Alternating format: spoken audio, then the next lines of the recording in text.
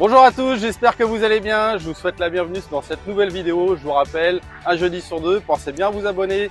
On a eu des bons résultats pour les vidéos précédentes, mais en général, on s'aperçoit qu'on a 2 voire 3 fois plus de vues qu'il y a de nombre d'abonnés. Donc ça veut dire que vous n'êtes pas tous abonnés.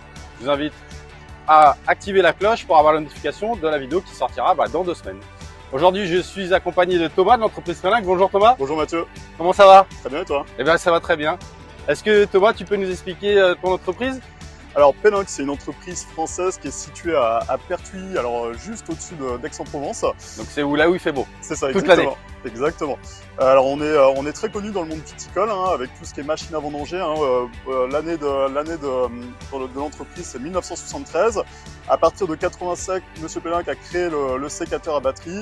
Et depuis 2008, on a créé toute une gamme dédiée aux professionnels de l'espace vert. D'accord, donc à la base, c'est une entreprise plus basée sur les matériels viticoles. Viticole. Et le premier outil à batterie, c'est le sécateur. Exactement, en 1987. Et depuis 2008, on s'est vraiment consacré, en plus de la partie viticole, à tout ce qui est outillage sur batterie dédié aux professionnels de l'espace vert. D'accord. Aujourd'hui, on va essayer de démystifier un petit peu l'utilisation d'une batterie. Donc là, ici, on a les batteries Pélinck. C'est valable aussi pour toutes les autres batteries qui sont à lithium. Ça. On est bien sur des batteries à lithium. C'est exactement ça. Est-ce que tu peux nous donner les spécificités d'une batterie à lithium, comparé à une batterie plomb par exemple? Alors, nous, on va utiliser du lithium ternaire. C'est vraiment le lithium de meilleure qualité. Nous, ce qu'on va demander sur les batteries, c'est de bien les charger dans un local entre 10 et 25 degrés et bien les mettre en charge tous les soirs. D'accord. Donc, ce qui est important au niveau du stockage, il y a peut-être quelque chose à faire de spécifique? Alors, encore une fois, on rentre le soir, on se pose pas la question, on n'a plus d'effet mémoire comme les anciennes générations de batteries, on va bien les mettre en charge le soir, qu'elles soient, on va dire, à 50 ou 20 ou 80%, on rentre la main en charge, ça évite d'oublier de charger la batterie. D'accord. Et une fois qu'elle est chargée à 100%, cette batterie, elle est capable de se gérer, ça c'est une technologie, elle est capable de se gérer pendant 2 ans sans servir. Donc on est capable de garder la batterie sans l'utiliser 2 ans, c'est ça que tu es en train de nous dire? C'est ça. Alors l'idéal c'est que ça serve régulièrement, bien sûr. Mais on a tout un système de stockage dans ces batteries qui permettent de la stocker pendant 2 ans. Est-ce qu'il y a une spécificité sur les batteries Pélinck qu'on ne trouve pas sur le marché? Alors, elles sont IP54 comme ceci. Est-ce que tu peux nous expliquer ce que c'est IP54? Donc IP54, c'est étanche à la pluie. Il y a du SAV sur ces batteries. Demain, vous avez un problème. Équipe Jardin sont habilités à réparer les batteries. Donc ça, c'est en effet, important. Très bonne parenthèse. Merci Thomas. Nous, c'est une obligation, comme je vous l'ai déjà dit dans des précédentes vidéos. On forme tous nos techniciens sur toutes les machines qu'on est capable de mettre sur le marché. Et notamment les batteries Pélinck, dans chaque atelier, on a un équipier formé qui peut intervenir sur la batterie. Seule chose qu'on peut pas faire, tu vas me confirmer Thomas, c'est de remplacer un élément sur la batterie. Oui, parce que les éléments sont fabriqués, on va dire, en série. On peut pas changer juste un élément. Par contre, admettons demain le batterie tombe, elle reçoit un choc, on peut remplacer la coque et équipe Jardin, vous êtes habilité à la démonter cette batterie. On peut changer aussi la carte électronique. C'est une Exactement. carte électronique. C'est ça. À quoi elle sert cette carte électronique dans la batterie? Alors la carte électronique, elle va servir pour plusieurs choses, notamment délivrer la bonne puissance par rapport à l'outil, gérer aussi tout à l'heure, comme on disait, le cycle de stockage de la batterie. Donc ça, cette carte-là, c'est elle qui va gérer un peu tout ça. D'accord. Est-ce que tu peux nous expliquer, parce qu'on a 3 batteries devant nous là, la différence entre les 3 batteries? Oui, on a plusieurs différences. Alors ce qui va changer forcément, ça va être l'autonomie. Là, on a des batteries qu'on va venir directement clipser sur l'outil. Avec cette batterie extra plate qui plaît beaucoup avec le taillet par exemple, c'est une batterie qui fait 4,5 kg. On va la mettre facilement dans le dos. Et avec cette batterie, on peut travailler une journée largement avec le taillet par exemple. D'accord. Voilà. La batterie, celle-ci, c'est une batterie 1200, donc une batterie avec un peu plus d'autonomie. Donc là, ce qui peut être pas mal avec la tondeuse, par exemple, le souffleur, tout ce qui consomme un peu plus d'énergie pour avoir plus d'autonomie. D'accord. Est-ce que, par exemple, cette batterie Alpha, qu'on va clipser dans l'outil, on peut la laisser dans l'outil? Oui, bien sûr. Ouais. D'accord. Donc si je la laisse, par exemple, j'utilise pas ma machine pendant 3 mois, il n'y a pas de problème, je peux la laisser dessus. Oui, on peut. Il n'y aura pas de décharge, la batterie va pas se décharger sur l'outil. Alors l'idéal, encore une fois, comme je disais tout à l'heure, c'est de rentrer le soir et de la mettre en charge. Après, elle peut être reconnectée sur l'outil et là, ça pose pas de problème. D'accord. C'est important, je pense, de le rappeler parce qu'il y a beaucoup de questions qui nous sont posées par rapport au temps de recharge, notamment les cycles de recharge. Est-ce que tu peux nous en parler un peu là-dessus? Alors oui, voilà, les batteries, on a quand même, on a plus de 15 ans d'expérience sur les batteries. C'est des batteries qui sont conçues pour faire 1300 cycles de charge. On rappelle, un cycle de charge, c'est une charge de 0 à 100%. Donc si par exemple je recharge ma batterie, qu'elle était à 50. Alors on n'a plus d'effet mémoire comme les anciennes générations, c'est compté comme un demi-cycle. D'accord, c'est bien de le préciser je pense, parce que encore une fois, vous êtes nombreux à nous poser les questions quand vous achetez du matériel à batterie. Pensez bien qu'on fait un cycle de, par exemple, un tiers, ça compte bien un tiers du cycle de recharge. Exactement. Et pas pour un cycle complet. Exactement. Très bien. Est-ce que tu peux nous citer vaguement les types d'outils qu'on peut utiliser sur les batteries? Alors, avec P-Link, une fois qu'on est équipé de batterie, on peut connecter l'ensemble de la gamme. Ce qui va changer entre différentes batteries, comme on disait tout à l'heure, ça va être l'autonomie. D'accord. Qu'est-ce qu'on a comme outil à disposition? Alors, on va aller de la tondeuse, souffleur, taillette, tronçonneuse. Après, on va avoir les binettes, par exemple. Et voilà.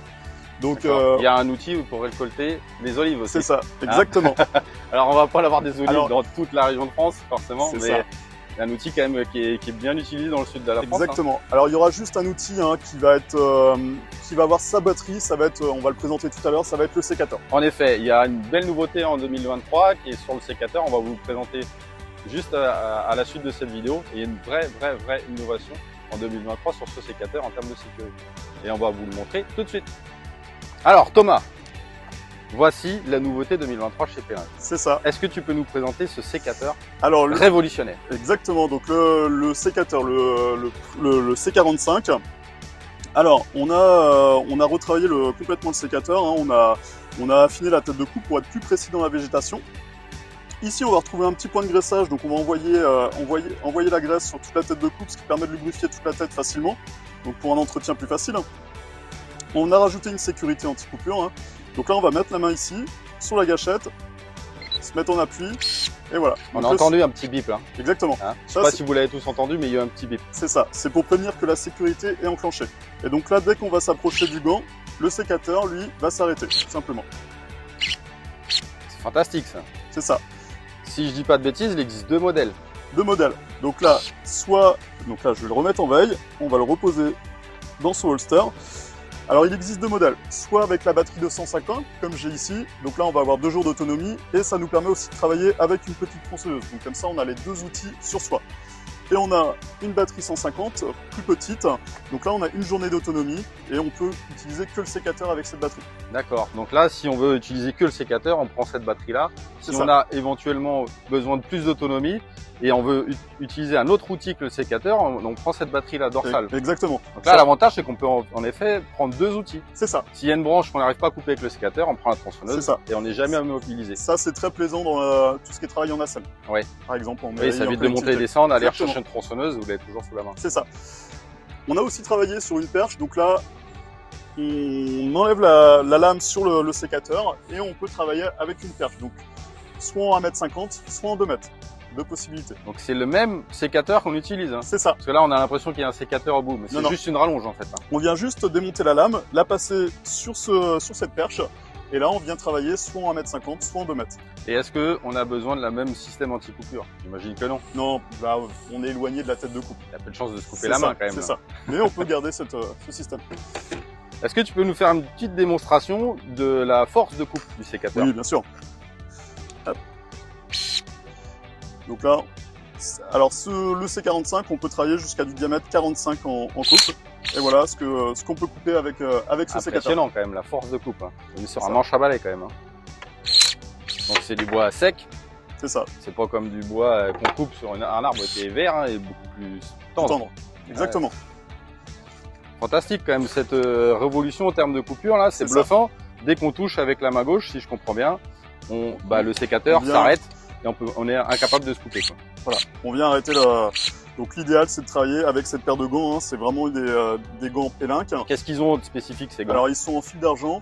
Donc là, la sécurité travaille avec notre électricité corporelle, l'impédance.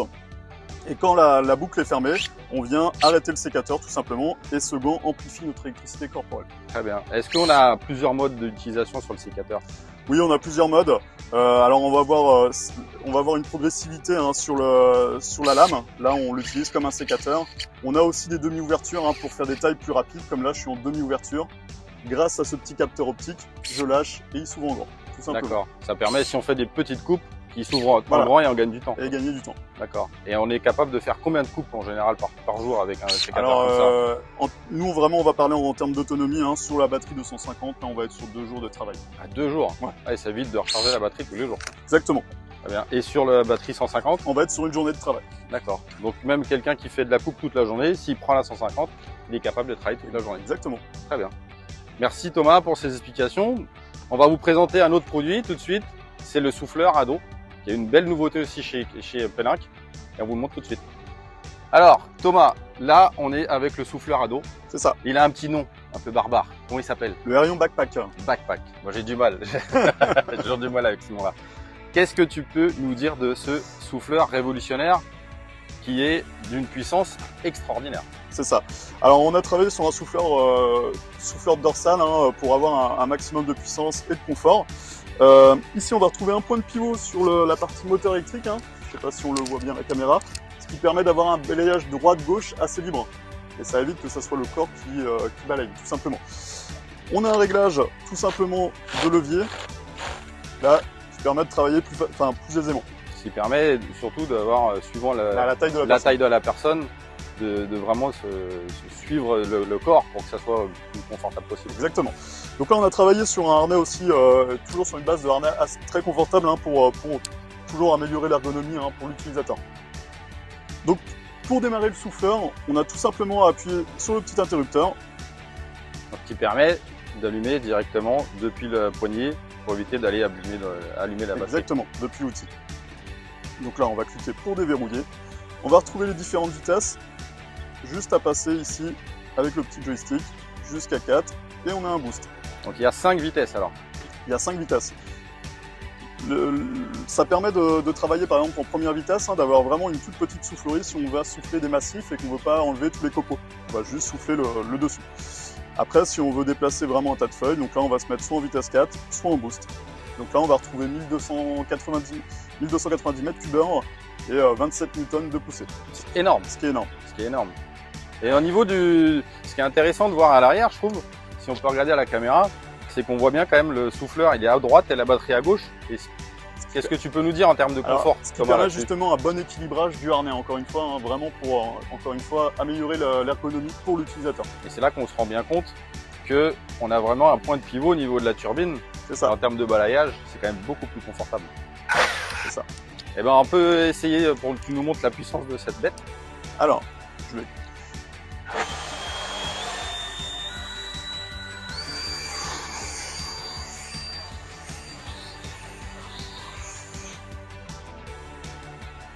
C'est impressionnant. Là on peut regarder, là il n'y a plus rien du tout quoi. C'est ça. Il n'y a plus rien du tout. Est-ce qu'on peut comparer à peu près par rapport du thermique là? Qu'est-ce qu'on a? Oui, on va être sur les souffleurs thermiques, on va dire les plus vendus. Après, bon, maintenant ils font vraiment des gros souffleurs thermiques, on n'est pas sur cette puissance. En revanche, on est déjà sur la bonne moyenne. Et là, sur une batterie 1500, on a quoi comme autonomie là? On va être autour de 3 heures. Et le gros avantage, encore une fois, on a pu le constater, hein, c'est de travailler sans bruit. Hein. On l'a bien vu, on a pourtant d'avoir des micros, ça fait vraiment pas de bruit. Si on avait un souffleur thermique, là, on s'entendrait plus parler. Quoi. Que ça soit pour l'utilisateur et pour les riverains. Alors, Thomas, qu'est-ce qu'elle a de révolutionnaire cette tondeuse? Alors sur cette tondeuse, il y a pas mal de choses qui sont révolutionnaires. Hein. Alors, tout d'abord, on va commencer par montrer le réglage de hauteur de coupe. Hein, ça, c'est vraiment très facile. C'est ça, très facile. Donc c'est un réglage centralisé de 25 à 75. Donc là, facile à passer. Et en plus de ça, si je pousse mon levier à fond, on vient mettre un frein de parking, ce qui évite la casse dans le transport. Donc là, par exemple, si on met la tondeuse dans un camion benne, on est sûr que le fait qu'elle ne pas aller se trimballer dans la benne. Exactement. Il faut peut-être quand même l'attacher. L'idéal, c'est de l'attacher pour éviter que ça glisse. Donc elle est facile à attacher sur tout ce qui est tubulure en aluminium là. Hein. Mais donc voilà, ça évite. Par rapport au camion benne aussi, il y a un truc qu'on peut rappeler aussi, c'est le fait qu'elle soit très légère. Tu peux nous rappeler le poids de cette tondeuse? Donc là, on est à 28,5 kg, 35 kg avec la batterie 1500. Juste pour revenir sur l'autonomie avec cette batterie, on va être sur 5 heures de tonte. Environ 5 mm². Donc 5 heures de tonte, si on fait un peu de débroussailleuse, des abords, un peu de nettoyage, on a la journée de travail. Quoi. Exactement. Très bien. Et si on peut rappeler le poids, l'équivalent d'une tondeuse thermique? On va être autour de 55 à 60 kg pour la moitié quoi. Voilà, exactement. Donc là, une personne seule est capable de la mettre dans le camion benne. C'est ça. Donc par contre, en thermique, faut être deux. C'est ça, exactement. Alors ici, on a deux petits verrous, on peut verrouiller les roues hein, pour travailler dans les pentes. Hein. L'avantage, c'est que on n'a pas d'huile moteur, donc là, on peut travailler dans les pentes sans se poser de questions. Donc ici, les commandes sont ici. Hein. On va retrouver 4 vitesses de marche avant et une vitesse de marche arrière. Alors on peut peut-être avancer la caméra parce que de loin, j'imagine qu'on voit pas. Effectivement, il y a des LED là. C'est ça. Qui se permettent de voir la vitesse d'avancement. Donc 4 vitesses de marche avant, une vitesse de marche arrière, et pareil en vitesse de rotation des lames, on varie de 3 à 5000 tours, ce qui est énorme. Donc il y a vraiment une marche arrière sur cette voiture. C'est ça. C'est incroyable ça. Chose qu'on est incapable de trouver sur une machine thermique. Bien sûr. Ouais, c'est très rare. C'est très rare. Possibilité de faire du ramassage donc avec le bac qui se trouve ici. Et la contenance du pack là, on est sur 70 litres. 70 litres. Oui. Ah, c'est pareil, sur une machine thermique, on est plus proche des 60. C'est ça. Et on peut mettre aussi un kit mulching. Alors, je vais débrancher la batterie parce qu'on va la mettre à la verticale. Donc ça, c'est l'avantage aussi de pouvoir la stocker à la verticale. En débranchant la batterie, je la mets en sécurité. Pourquoi tu débranches la batterie? Pour la mettre en sécurité. Eh oui. Il y a aussi un détecteur de soulèvement, si je ne crois pas. Hein, si vraiment la batterie reste branchée dessus, la tondeuse est capable de dire à la tondeuse avec la batterie à la verticale dessus, elle se met en sécurité, tout simplement. Pour éviter qu'elle se mette en route, quoi. Voilà, on a un détecteur de position dans la batterie. D'accord. Alors, on a des roues pivotantes, c'est une machine qui est extrêmement maniable. Ça, c'est très intéressant, on peut faire le tour des arbres très facilement. Et comme tu le disais tout à l'heure, on peut verrouiller les roues avant. C'est ça. Pour aller dans la pente. Exactement. Pour éviter que le vent de la tondeuse il parte dans la pente. C'est bien ça. Donc là, on est dans les seules tondeuses où on peut vraiment la faire pivoter à une main. Alors, on a deux lames indexées, hein, une qui tourne dans un sens, l'autre dans l'autre. Du coup, on n'a pas de boîtier de traction comme une thermique. On a une goulotte d'éjection centrale qui est assez conséquente pour un meilleur ramassage. Et on a des tracteurs tondeuses qu'on passe tunnel d'éjection. Ça, c'est assez incroyable. C'est assez impressionnant. Donc là, partout où on est capable de ramasser. Exactement. Donc voilà. Facile à entretenir en termes de nettoyage. On a juste à la mettre à verticale, la gratter le soir avec une petite spatule. Et puis voilà. Pareil, par rapport à une machine thermique, et bien là, on peut stocker la machine debout. C'est ça. Déjà d'une, elle prend moins de place. Et puis, il n'y a pas de contrainte avec l'huile moteur où ça se mélange avec l'essence. Et puis, à la fin, il y a une marée d'huile par terre. On n'a vraiment pas à se poser de questions de savoir comment on la met. La largeur de coupe? On est sur 60 en largeur de coupe. Ce qui est énorme. C'est ça. Ce qui est beaucoup plus large que des machines thermiques. On va être autour de 53 en termes de largeur. Voire 56, 57 pour les machines les plus puissantes. Exactement. Et là, on est encore plus large. Et aussi, spécificité, le fait qu'il y ait deux lames. C'est ça. Ça ramasse beaucoup mieux. Beaucoup mieux. Donc là, vraiment indexé hein, dans le sens de la goulotte d'éjection. Donc là, il n'y a qu'un seul moteur qui entraîne les deux lames. C'est ça. Un système de pignon. Hein. De pignonnerie intérieure. D'accord. Et deux moteurs indépendants dans chaque roue. Deux moteurs électriques. Voilà pour la tondeuse. Je voulais faire un petit point aussi sur le harnais. Alors là, je vais servir de cobaye. C'est pour ça que j'ai mis un harnais. Alors, je vais remettre le cordon. Hop. Ce cordon qui est universel. Et qui permet d'alimenter tous les outils. J'ai bien retenu là. Donc là, je vais venir clipser la batterie ici, mettre le câble comme ceci, aussi bien pour les droitiers que pour les gauchers. Donc là, pour le réglage du harnais, hein, c'est vraiment très simple, toujours du bas vers le haut.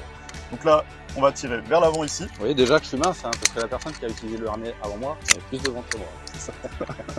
Donc là, ça s'adapte très facilement justement par rapport à la morphologie de chaque personne. Alors comment on règle le harnais? Alors très important. Toujours comme je disais, toujours du bas vers le haut. Donc là, on va tirer vers l'avant. Je te laisse tirer. Ok. Bien serré? C'est ça, bien serré. Ouais, c'est bien serré.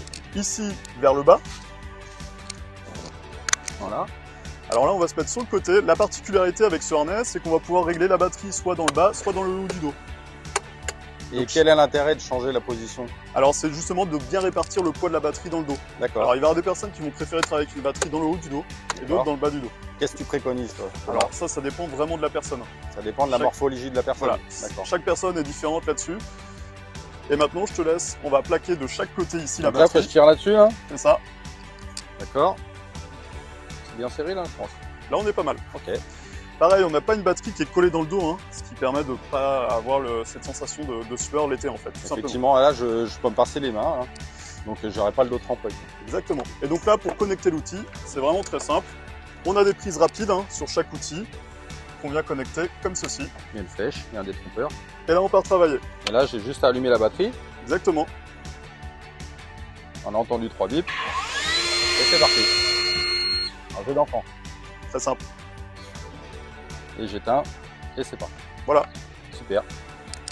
Voilà, c'est la fin de cette vidéo. J'espère qu'elle vous a plu. J'espère encore une fois que vous avez appris beaucoup de choses. Moi-même, j'ai appris beaucoup de choses. Pourtant, je travaille depuis très longtemps avec toi, Thomas. Je te remercie de ton intervention. Eh ben, c'était avec plaisir. Moi, j'ai pris encore beaucoup de plaisir à travailler avec l'entreprise Penninck. La preuve, c'est que j'ai même gardé la batterie pour faire la fin de cette vidéo. Je vous invite encore une fois à vous abonner. Je vous rappelle, hein, on est en général 2-3 fois plus de vues que de nombre d'abonnés. C'est-à-dire que vous n'êtes pas tous encore abonnés. Et ben, je vous invite à le faire dès maintenant pour avoir la notification de la vidéo qui sortira dans 2 semaines. À bientôt. Excellente journée.